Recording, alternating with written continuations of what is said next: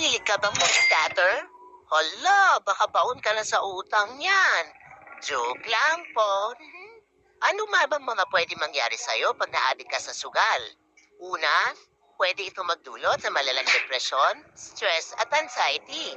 Sunod, maaari ito makasira sa mga relationship mo, lalo na sa iyong asawa, pamilya, at mga kaibigan. Mataas din ang tsansa na magkaroon ka ng stress-related condition, kagaya ng high blood, sakit sa puso, at peptic ulcer disease. Pag na-addict ka sa sugal, malaki na din ang tsansa na ma-addict ka sa alcohol, pati na din sa droga, naku. At syempre, kakapilit mong bumawi, maaaring maubos ang pera mo, mga ari-arian, at pwede ka malubog sa utang. At dahil dito, tumataas din ang rate ng mga nagsuswing.